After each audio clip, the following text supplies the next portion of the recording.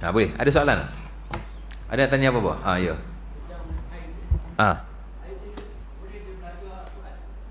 Aduh. Dia.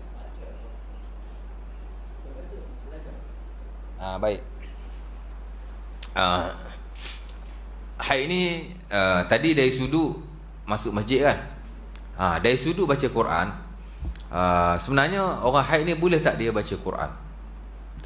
Sama juga, saya kira sebahagian ulama melarangnya, termasuk standard dalam mazhab Syafi'i. Tapi sebahagian membenarkan.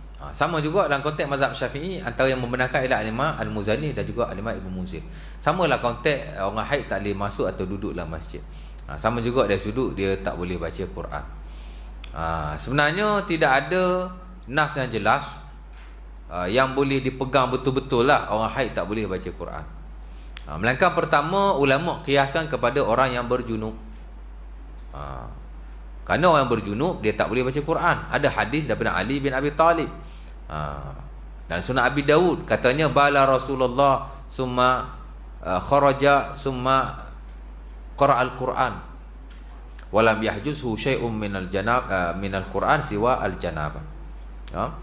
Katanya Nabi kencing, kemudian Nabi tak wudu, Nabi keluar, Nabi baca Quran. Pasal nak baca Quran tak ada syarat ada wudu kan. Dan Ali kata tidak adalah apa-apa yang menghalang Rasulullah daripada membaca Quran melainkan jika baginda ada janabah, yakni berjunub. Ali kata macam tu. Jadi hadis ni jelaslah sharih bahawa orang yang berjunub tak boleh baca Quran. Tapi soalnya hadis ini di sisi ahli-ahli hadis dia hadis yang lemah, hadis yang tidak sahih. Jadi haid dikiaskan di atas junub. Pasal junub hadap besar, haid pun hadap besar. Haid ni sebenarnya dia hadap besar lebih berat daripada junub. Nampak? Sebab tu kalau ikut ulama ni, ada yang bahagi hadas kecil, hadas besar. Hadas kecil mayujibul wudu, benda yang mewajibkan wudu. Hadas besar benda yang mewajibkan mandi kan, mayujibul ghusl. Tapi ada sebagian ulama dia bagi tiga. Ada hadas kecil, ada hadas pertengahan, ada hadas besar. Hadas kecil yang mewajibkan wudu seperti kencing, berak atau seumpamanya. Hadas pertengahan junub, hadas besar haid. Nampak? Pasal walaupun haid dengan junub sama-sama hadas besar, haid hadasnya lebih besar, lebih berat berbanding junub. Kalau junub pun tak boleh baca Quran, haid pun tak boleh baca lah. Kan? Nampak? Jadi kata tak boleh baca Quran. Sama juga dia menggunakan ayat yang apa nama? Bukan ayat Quran. Apa lagi dalilnya yang orang junub tak boleh baca Quran? Setahu saya itu sajalah. Nampak? Mungkin lagi ada dalil-dalil yang lain, Allah Ta'ala. Tapi yang kata boleh tu pasal hadis itu tidak sahih, nombor satu. Yang kedua, kerana Aisyah dalam Sahih Muslim mengatakan kana Nabi yazkurullah fi kulli ahyani, Nabi berzikir kepada Allah pada setiap masa. Nampak?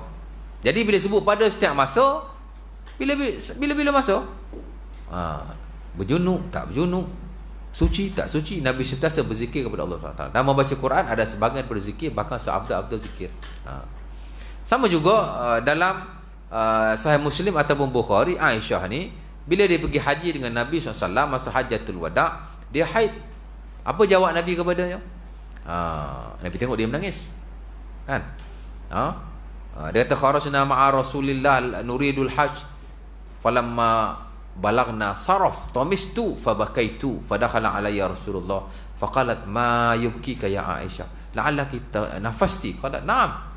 Faqala Nabi if'ali ma yaf'alul hajj ghaira alla tatufi bil baiti hatta tathuri. Aisyah bila dia haid dia menangis.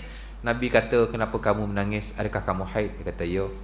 Nabi kata, buatlah apa-apa yang mereka buat, cuma satu je, jangan kamu tawaf di Baitillah melainkan setelah kamu suci.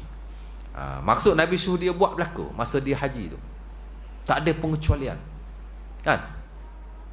Dan termasuk dalam konteks itu membaca Quran. Nabi tak larang dia baca Quran. Nampak? Nabi tak bagi dia tawaf saja. Semayang of course lah tak boleh kan. Puasa of course lah tak boleh pasal ada larangan yang jelas. Tapi tawaf Nabi tak bagi, adapun selain daripada itu Nabi benarkan. Dan termasuklah hadis ini kata para ulama ialah membaca Quran. Nabi tak larang Aisyah baca Quran. Jadi sebahagian mengatakan tidak ada masalah sama sekali.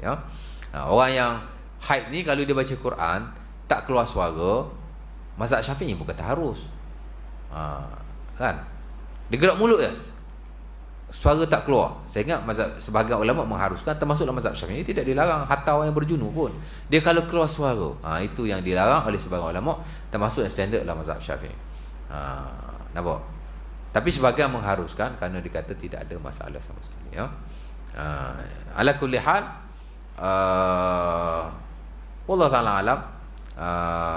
Jadi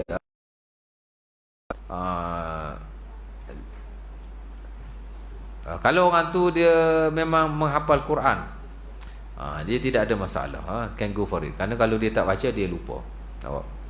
Sama juga kalau dia nak belajar Quran, maka boleh, tidak ada masalah sekali. Kalau saya tanya saya pendapat personal, saya melihat pendapat ulama yang kata boleh baca itu lebih kuat sebenarnya. Jadi kalau boleh baca, belajar pun boleh lah. Kan? Dia isu baca Quran bagi haid, sama juga isu menyentuh mushaf, semua dalam kerangka dan konteks khilaf yang tidak disepakati oleh para ulama. Jadi dia tidak ada masalah sama sekali. Belajarlah. Bila kita belajar, lebih mudah untuk kita beramal, insya-Allah taala. Jadi kalau baca Quran boleh, belajar lebih-lebih lagi, tak ada masalah. Sama saya cakap tadi lah. Dia masuk kelas Quran, belajar tajwid. Asal kelas dia aja dia haid. Asal kelas dia mesti berlaku punya haid. Habis itu sampai bila nak kerti baca Quran? Belajarlah, tak ada masalah sama sekali. Boleh. Ada soalan lagi? Perut dah lapar ni.